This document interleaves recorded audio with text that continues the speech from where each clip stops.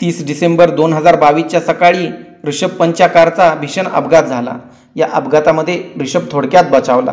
या भीषण अपघातात ऋषभ जखमी झाला असल्याने त्याच्या गुडघ्याला गंभीर दुखापत झाली होती। त्याच्यावर डेहराडूनमधील रुग्णालयात उपचार करण्यात आला। हा अपघात एवढा भीषण होता की यामध्ये कार जळून खाक झाली। दिल्लीहून डेहराडूनला जाताना अहमदपूरजवळ हा अपघात झाला।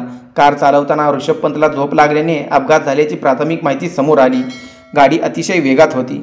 गाडीवरील ताबा सुटल्यानंतर ती डिवायडरला जाऊन धडकली। त्यानंतर गाडीनं पेट घेतला। ऋषभ पंतनं स्वतःच बचाव करत या गाडीतून बाहेर निघाला।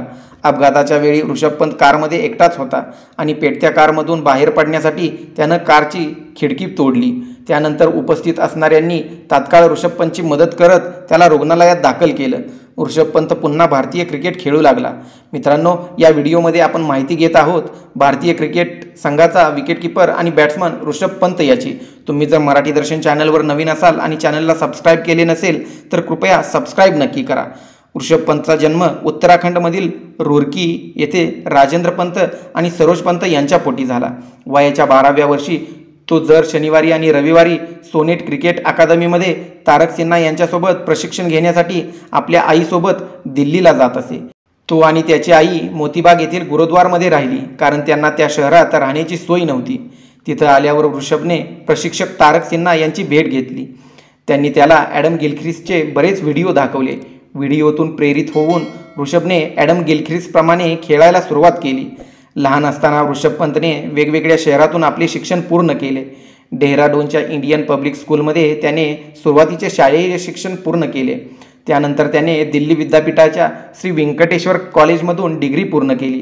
क्रिकेटची प्रॅक्टिस करतानाच ऋषभ पंतने बीकॉमचे शिक्षण पूर्ण केले। तारक सिन्हा यांनी पंतला अंडर 13 आणि अंडर 15 क्रिकेट खेळण्यासाठी राजस्थानला जाण्याची सूचना केली, पण त्याचा काही उपयोग झाला नाही। एक चांगला बॅट्समन होण्याच्या आशेने ऋषभला त्याच्या कोच तारक सिन्हा यांनी त्याच्या संपूर्ण बॅटिंगचे टेक्निक सुधारण्याचे मार्गदर्शन दिले। खरं तर त्याचा हा टर्निंग पॉईंट आला जेव्हा त्याला दिल्लीकडून आसाम विरुद्ध अंडर 19 क्रिकेट खेळायला सुरुवात केली। ऋषभने पहिल्या डावात सर्वाधिक 35 धावा केल्या आणि त्यानंतर मात्र दुसऱ्या डावात 150 धावा केल्या, जी त्याच्या करिअरची सर्वात महत्त्वाची इनिंग असल्याचे तो सांगतो। 1 फेब्रुवारी 2016 रोजी अंडर 19 क्रिकेट विश्वचषक दरम्यान ऋषभने नेपाळ विरुद्ध 18 बॉलमध्ये अर्धशतक ठोकले, जे या स्तरावरील सर्वात वेगवान अर्धशतक होते। कृपया चॅनल सबस्क्राईब नक्की करा।